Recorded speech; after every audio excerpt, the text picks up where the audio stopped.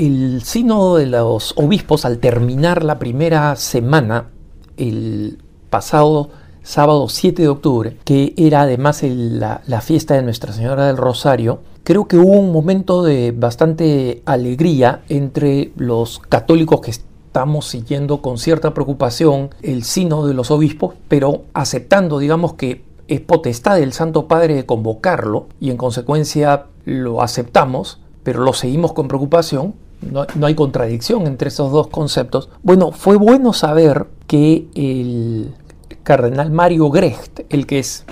el presidente de la Secretaría del Sínodo de Obispos,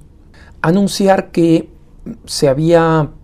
intensificado los momentos de oración y los momentos de celebración eucarística en el horario original del sínodo. Y primero se informó que ese día de la Virgen del Rosario se iba a los miembros del sínodo iban a unirse a una oración sabatina del Rosario en la Plaza San Pedro, que efectivamente se realizó al ponerse el sol aquí en octubre, que se acerca el invierno, y que fue muy bella, fue asistida por mucha gente, además con velas. Entonces las imágenes, si ustedes las encuentran en Google, o creo que Así Prensa las ha publicado, van a ver que fue un momento muy bello y un momento importante de oración. Posteriormente el cardenal Grech anunció que estas oraciones se iban a realizar todos los sábados del mes de octubre,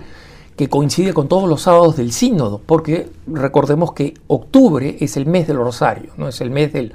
las misiones en la Iglesia Católica y también el mes del Rosario. Entonces, el hecho de que los delegados tengan la oportunidad de rezar el Rosario, se hayan incrementado las misas matutinas celebradas en la Basílica de San Pedro para los delegados, ¿no? Y todos los delegados tienen acceso por una puerta lateral que, digamos, a través de un corredor conecta el aula Pablo VI con la Basílica de San Pedro. O sea que es muy fácil de acceder al altar de la cátedra, el altar principal, digamos así, en la Basílica de San Pedro, para lo que van a ser misas matutinas y luego momentos de adoración al Santísimo vespertinos, o sea, al final de los trabajos de la tarde. Y el día lunes, el 9 de octubre, se anunció que los obispos y todos los miembros del sínodo pueden tener momentos de oración tanto en la Basílica de San Pedro como en la pequeña iglesia que está en el cementerio teutónico, ¿no? No doy muchos detalles para no confundirlos, pero el cementerio teutónico es un cementerio de católicos alemanes que se encuentra al interior del Vaticano, que digamos ya prácticamente no acepta más difuntos, ¿no? Pero tiene su propia capilla, porque ahí está el Colegio Teutónico, que es donde históricamente se estableció un centro de formación para sacerdotes católicos inmediatamente después de la revuelta luterana en Alemania, ¿no? Entonces tiene una vieja tradición, está dentro del Vaticano, muy cerca del aula Pablo VI. Entonces todas las posibilidades espirituales para que los miembros del sínodo puedan rezar más y tengan momentos personales de oración, además de estos importantes momentos de devoción, comenzando por la celebración eucarística en comunidad en la Basílica de San Pedro. Todo esto son buenas noticias, porque efectivamente, si el sínodo tiene la intención de convocar al Espíritu Santo y de abrirse a la acción del Espíritu Santo, entonces no hay nada más importante que la oración. Incluso las conversaciones que se están dando en el aula sinodal con el espíritu de sigilo, para que todo el mundo hable con libertad, eso no cambia lo que sucede no es en nada diferente de lo que suceda o sucede en un sistema parlamentario o democrático, que el Papa Francisco ha dicho que es muy distinto de la realidad del sínodo, que quiere ser obediente a la acción del Espíritu Santo. Y dentro de estas actividades espirituales se ha anunciado también para este jueves 12 de octubre una peregrinación que van a hacer todos los miembros del sínodo de 2 kilómetros. No es muy larga, pero tengan en cuenta que hay muchos miembros del sínodo que son mayores. Incluso, digamos, durante esta peregrinación, esta caminata, se va a dar se van a dar muchas facilidades para personas que tengan dificultades de movilización,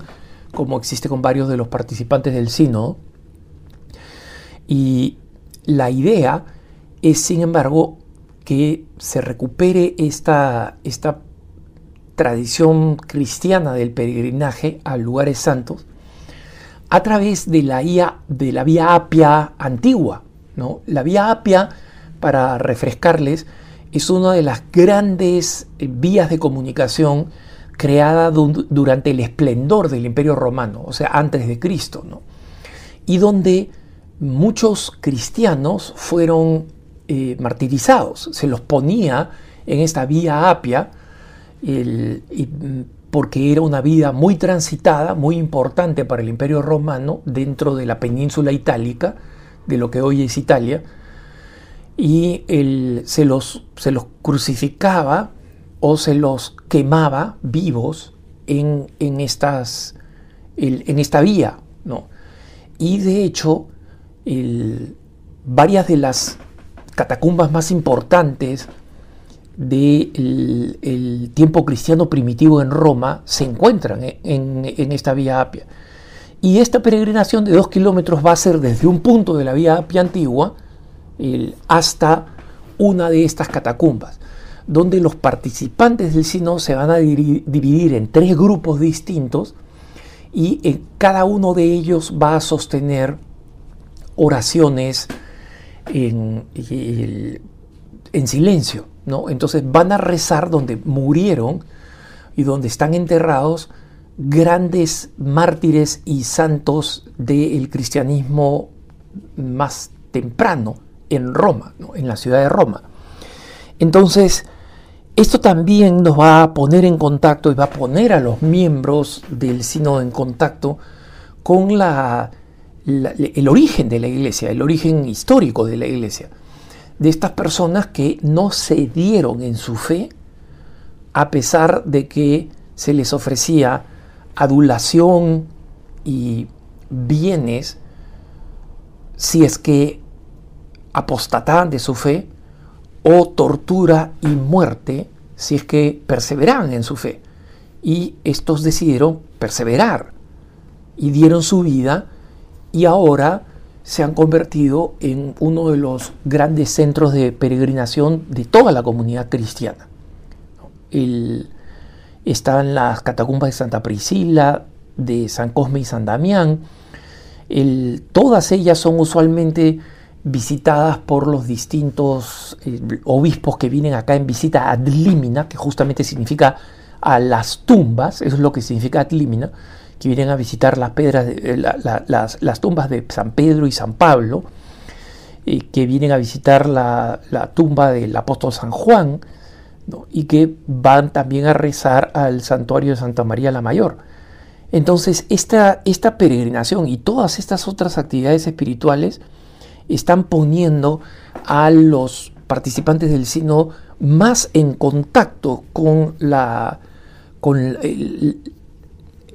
realidad espiritual de la iglesia, que es la más importante, es la que perdura y es la que garantiza la continuidad y la fidelidad de la iglesia. Cuando se han levantado muchas preguntas que para muchos de nosotros católicos, incluso para grandes pastores y cardenales de la Iglesia Católica, son preguntas que simplemente no se deberían estar planteando, porque el hecho de que algunos católicos se los planteen no significa que la Iglesia se les debería plantear, porque básicamente son preguntas que se refieren a cuestiones inmutables de la fe, ¿no? Y algunas de estas preguntas no son preguntas pastorales donde la respuesta es, bueno, simplemente vamos a plantearnos esta pregunta y ver qué nos inspira el Espíritu respecto de lo que tenemos que responder. Por supuesto, la Iglesia siempre ha actuado así. Frente a grandes problemas, se han planteado las preguntas, pero se las han planteado allí donde la Iglesia no tenía una respuesta definitiva.